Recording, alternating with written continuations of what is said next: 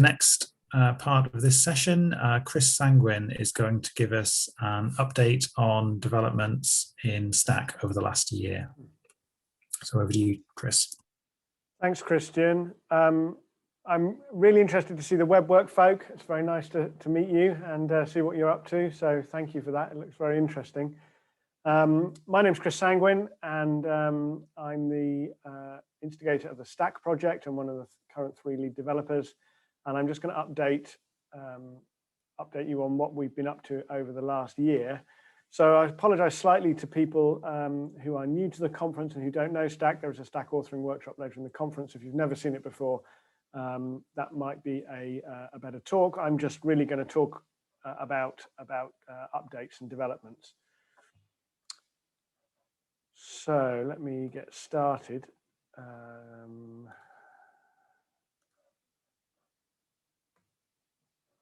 So I did have a little chuckle this morning when Christian did his when Christian did his Numbas update this morning, and I thought he'd stolen my first slide, right? Because most of last summer we put our effort into new user workshops, and I'd already started working on assessment of mathematical proof with my colleague Robbie Bickerton here in Edinburgh, and we spent a lot of time talking about how we might assess proof online. And so there wasn't really a lot of time or energy for brand new features in Stack in the summer of 2020. Or at least that's what I thought when I sat down to write this talk. I mean, there have been some new things and some interesting new things, and I'm going to tell you about that now. So we had a release in December, and there were lots of very small changes in that release. We've introduced something called context variables, which allow bits of information from the question variables to propagate throughout all parts of the question, including the inputs. So if you redefine the tech display of some items in the question, when the student types that in, it will now reflect the new LaTeX that you defined in the question, which is quite a big difference. As I'm sure you appreciate, the code is separated out, and sometimes getting information from one part of the code, the question variables, into another part, the inputs and the validation of the student's answers, is not entirely straightforward. So we've re-engineered that to have what we call context variables. Absolutely worthwhile and something we've wanted to do for a long time. We've also made test case construction easier. So Stack questions come with unit tests, and you're strongly encouraged to write unit tests of the question so that you can make sure that all the random versions that the student sees work, and that you can bulk test your questions year to year, so that if we've changed any of the core design of the Stack code, you can unit test your questions against the new code. In fact, I'm running the new unit tests on the new release for all our Edinburgh questions as we speak. And that's running in the background, and we won't upgrade our servers until we're happy that we know how to resolve any issues that the unit tests flag up. It's not foolproof, but I really commend it. I absolutely commend allowing question authors to write unit tests, and if you are a Stack user, please write unit tests for your questions. And we've added some features to make that easier. There's a whole bunch of internal reorganization that no one will notice. More significantly, we've actually decided to support some CSS styling of questions. We've added some better CSS styling for proofs to allow proofs to be laid out in a semi-formal way, so that there's some indented structure. So if you choose to, you can highlight structural components of a proof, and those will be reflected in the CSS styling. And similarly with the Helm project that my colleague Konstantina Zerva spoke about yesterday afternoon, the resources for engineers, we wanted those resources to have consistent styling between questions. Of course, this is fragile to users actually using the styling and using the styling consistently. Of course it is, you have to author with those styles. And if you don't like those styles, it's CSS, you can just change it. If you've got more suggestions for styles or you'd like to discuss styling, then please let me know. I think it's generally having a modest number of in-house styles for things is a good innovation. We probably should have done that years ago.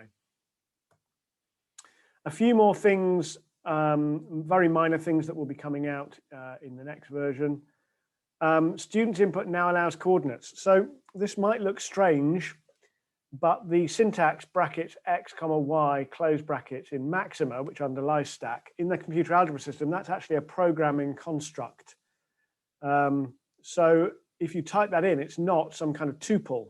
And so if students type that in Maxima syntax, then it was difficult, bizarrely, right? It was difficult for us to support the input of a kind of coordinate. The work that Matty did a few years ago in writing a parser allows us now to have a much more flexible parsing input. And so we can intercept students' input like that, and it now becomes a tuple, which is an ordered list of things displayed with round brackets. So have a look at the docs on that, but that is a big step forward. Again, this has been on my wish list for ages, but the work that Matty did with the parser, the excellent work that Matty's done with the parser, thank you, Matty, has allowed things like this to now become really easy to implement. And so I did find some time to do those. I've got a list of things like that. We also have introduced a new system of warnings in parallel to errors. Errors in Moodle are a real pain because an error will prevent you from saving your question. And so that's just a Moodle design decision, fair enough. But it's also useful to have a parallel warning system, which is less catastrophic than an error system. And so one of the things that we've added is if you Stack supports multilingual questions, and if you partially translate a question, this now checks to see that the language tags in every part of your question are consistent, and if not, it warns you. There's a kind of tedious checking. I know what it's like when you're doing things, you just forget or you don't notice that something needs to be translated. And so when you bulk test your questions, it runs all of these things and you can check. And there are also other warnings, right? There are a whole bunch of other warnings. And if you've got suggestions for things that we should add to the warning system, please let me know. We can easily help question authors with better warnings and better error trapping. And then some other, I've highlighted one thing here, the rand command now accepts sets. So in the past, you had to give it a list and it would select one thing from the list. And now if you give it a set, it selects one thing from the set. And some people were a bit confused why it didn't accept sets in the first place. Well, I just never did it, right? So if you are frustrated that things look a bit strange, just ask. And that was a very simple and natural thing to expand. So please ask me if you think there are simple things like that that would make your life easier. Okay, so that's lots of small, straightforward things. The big new feature is this. I've introduced a new answer test. Answer tests really are at the heart of Stack. I mean, Stack, the web work folk are here, and I know Christian, who's the instigator of Numbas, is also here. I mean, the big strength of Numbas is that it's client-side, so you don't have to set up a server. One of the big advantages of WebWork is the open problem library, which is excellent and well maintained and has been there for many years. I would say the real distinctive feature about Stack is that we have Maxima underneath there, so we have our full computer algebra system. And I've always tried to solve problems at the mathematical level. That was always one of my key goals. That's why I made that decision. And that broadly, I think that was right, but it comes with kind of problems as you, those of you who've looked at this kind of thing know, we have to put Maxima on the server, right? And that's a problem.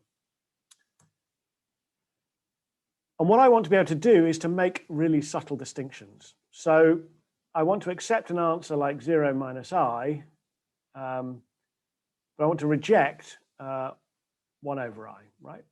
And there are lots of situations where we might want to do that. And so the way that I have implemented this is that as a question author, you can now create an equivalence class by selecting algebraic rules and excluding some algebraic rules, okay? And we need to be able to do this because if we want to make subtle distinctions, in making these subtle distinctions is absolutely necessary for generating helpful feedback. Now, I'm not saying that 0 minus I is correct and 1 over I is incorrect, but you want to be able to tell that they are at some sense algebraically equivalent, but in another sense different.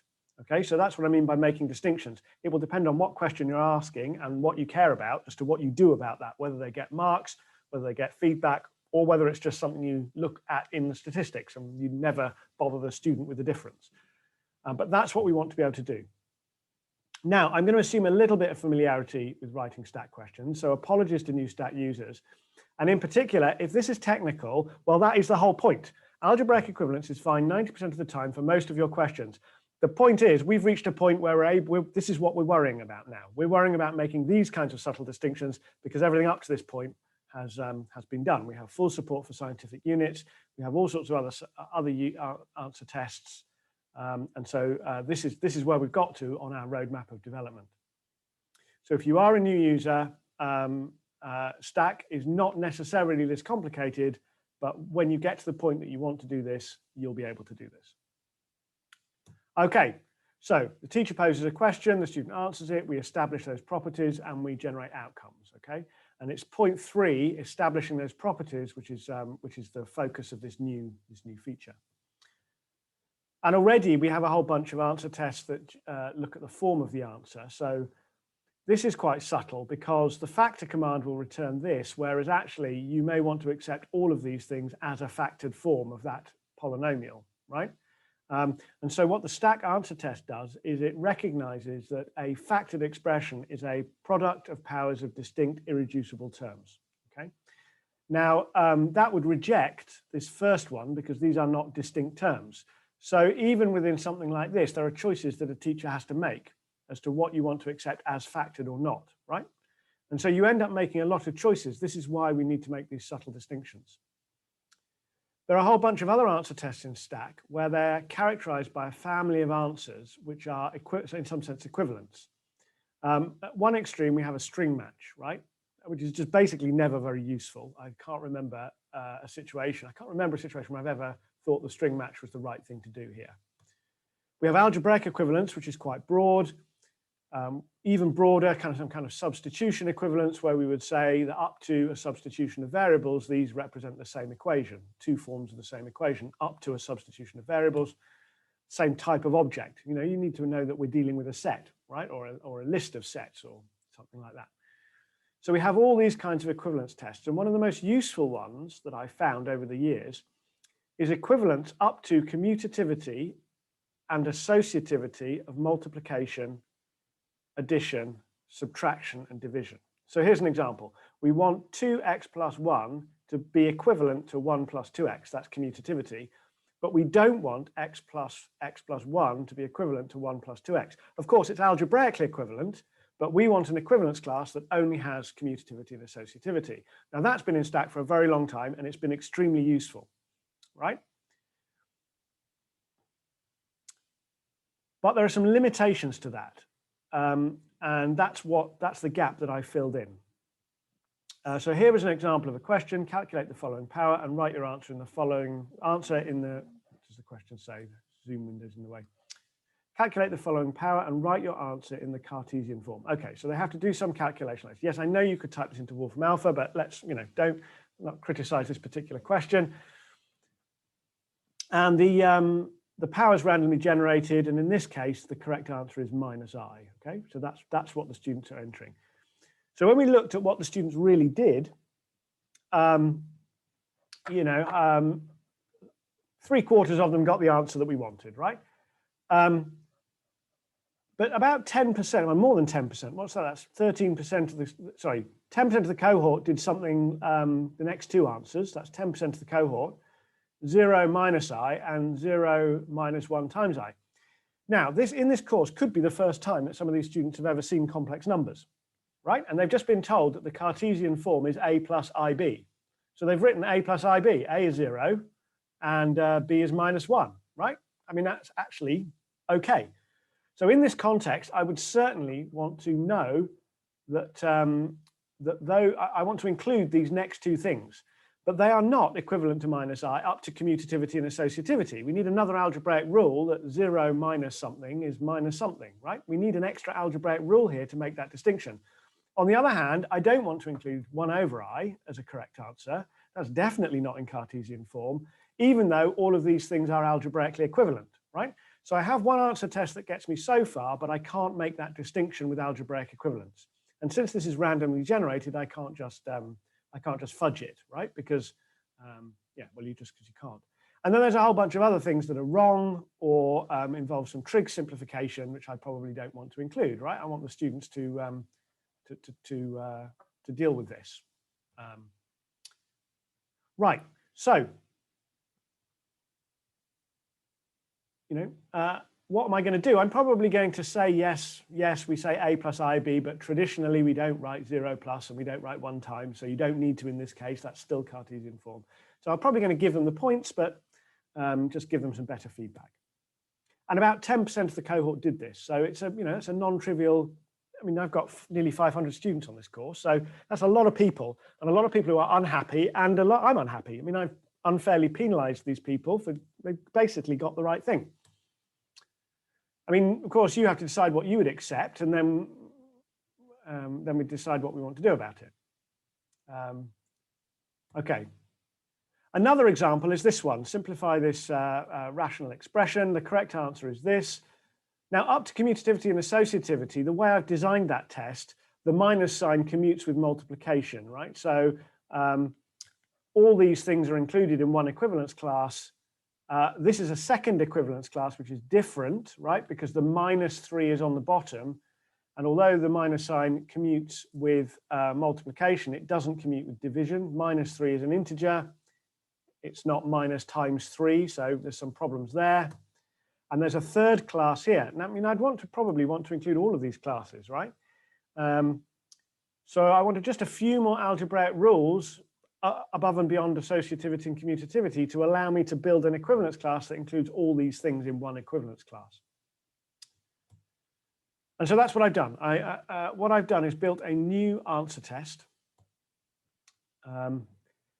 Because we can't keep introducing new answer tests. A couple of years ago, a colleague from IDEMS International, who've done some great work with online assessment, asked me to build an answer test that was algebraic equivalence, but didn't do differentiation. Because the answer to their problem was a differential equation.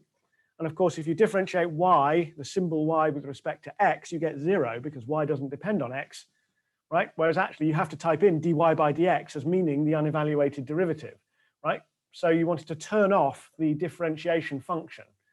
And so we built a new answer test to do just that, but we just can't keep introducing new answer tests for every single new situation. It's not tenable. What we want is a much more flexible control question by question.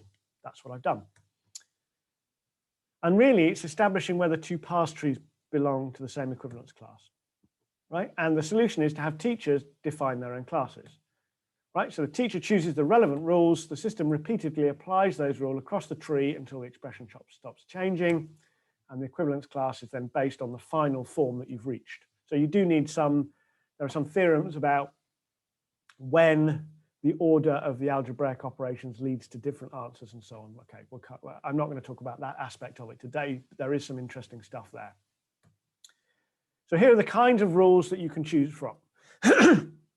Now, for ease of implementation, this test is an extension of equivalence up to commutativity and associativity, because I can remember no case where I didn't want associativity and commutativity. Okay, if you need that, come and ask me. But for now, this is an extension of commutativity and associativity. So you have to have these rules. And then you can add some of these. So you can add the 0 add rule, right? The 0 add rule, 0 plus x is x. And the 0 mul rule is 0 times x is 0. And the 1 mul rule. These are all now explicit and separate rules that you can choose to include or exclude. The way that negativity, the way that the minus sign commutes with division now, that's an explicit rule. There's a special rule for ignoring double negation, right? That's not commutativity and associativity, right? That's just a different thing. You can perform separate integer operations. So if you want to add integers but not multiply them together, then you can do that under this setup, right? And under those rules, then we now have these equivalence classes. So these things are all now included in one equivalence class when I include all of the identity transformations, right? And the identity transformations is this whole group of rules. I think when I think about what I want to use this for, the most likely use case is that you have all of these rules or none of them. So it's just easier to have some syntactic sugar to allow a teacher to include all of the identity transformations. Of course, you could select individually from these. That would make question authoring more complicated. So you can just include all of them if you want to, easily. So you get now, that's exactly right. That's up to identity transformations. That's algebraic equivalence, and that's wrong. So I've been able to make the subtle distinctions that I want to make, right? We could have a separate distinction here if we wanted one. I just didn't. In this case, I didn't care. Yeah, we need to make sure the algorithm terminates, so we can't have expand and factor in the same set. There will be some very interesting mathematical questions about all of this kind of things. And of course, the rules don't have to be correct mathematics either. We've had a rule for a long time hidden away in the Stack documentation that assumes that everything's linear, so that a plus b all squared is a squared plus b squared. So you can check if a student has done that, something consistent with that rule. And again, the rule-based approach here means that we can, if we choose to in the future, we can expand the set of wrong rules so that teachers can see if a student's answer is consistent with using one of these incorrect algebraic moves, which they often are, right? And that's fine. This will be ready. I mean, I'm just doing the final testing and so on and documentation. So if you're an experienced Stack question author and you've got examples of questions like this that have been very frustrating, please let me have them soon, and I will make sure that we can test the features before they're released, and that will help you in the coming academic cycles. If I'd known what I wanted when I started, I would have done this ages ago. It wasn't actually a lot of code. You can look at the code. It's really surprisingly simple. This is the big advantage of having a proper computer algebra system already under the hood. I don't expect to know all the cases, so if you're an experienced Stack author, please let me know. And again, if you're a new user and this seems technical, yes, it's technical, because Stack has reached a point of sophistication where this is the next job. And if you just want to establish an algebraic equivalence, which is all I use 90% of the time, then it's very easy to do that, and that works very well. And that's all I wanted to say. Great, thank you, Chris. Okay, so we'll move on to some questions. It looks like the only question is from me, so I'll just ask you. Remember, you can write some questions on the Moodle while I'm having a very in-depth discussion with Chris about something technical for the next couple of minutes. So first of all was just, I have been watching along the development roughly, but I don't know if this is true. You talked about selecting the algebraic rules that you're going to use, and you showed some of the rules that you've got. Can a question author define new rules of their own? Right, so I see this development in 3 phases. Phase A is to release the answer test and make sure that that's working well. Phase B will be to allow question authors access to the existing rules that I've written, right? And that will help with work solution generation and all this kind of stuff. Because quite often I have this vague term I call tidying up, right? So a 0+ is definitely a tidying up thing. It's basically for free. And we don't want that really to be a separate step in an algebraic process, right? So if I'm automatically generating a work solution, you want it to be modulo this kind of tidying up. So the next phase will be to encourage, now, I mean, they are there already, but I don't want to encourage people to use them until we've really fixed them and got them working. So phase B will then be to encourage people to use the existing rules. And then the third one will be to get people to define their own rules. So in principle, yes, why not? Of course, I don't know how to phrase this diplomatically. You do want the algorithm to terminate, don't you, right? I've got some responsibility to make sure this sort of works. And if people start defining their own rules, it's so easy to end up going round in a circle, right? And the whole thing will grind to a halt. So in the first phase, let's just proceed slowly. I mean, I've lived without this for 15 years, so I don't feel a great urgent rush to get everything done in the first release. But I'm totally open to suggestions. And one of the things that I have already defined are lists of incompatible rules to try and help colleagues not fall into traps. It's the Rumsfeld thing, isn't it? The known knowns and the the unknown knowns and the whatever. Yeah. Okay. Thanks. Yes, we've encountered another one of these provably undecidable problems. I mean, algebraic equivalence is in general undecidable, and we sort of ignore that. So maybe stopping rewriting is undecidable, but we'll work. You bump into that a lot more quickly than you do undecidable equivalence. Yeah. The termination thing is much more of a problem than undecidability. Yeah. Definitely. And actually, the truth is that this is going to be most useful in the very simple cases like I've just illustrated. We're not going to be putting huge expressions in here because anybody who's, anybody who is liable to be sophisticated enough to answer with a complicated expression is not going to be worrying about these distinctions that come at the more elementary part of the subject. So I think these simplification rules and so on will be most useful in the simpler cases where competence on the question authoring part will avoid the problems.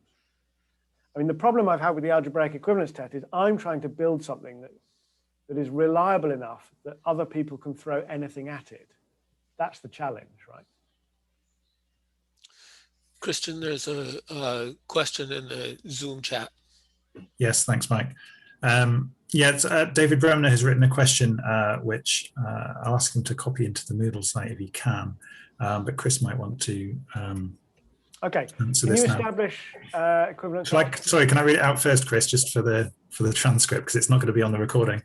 So David says, can one of you, I'm going to nominate Chris, give examples of something that's easy in Stack but hard for numbers in terms of testing equivalence?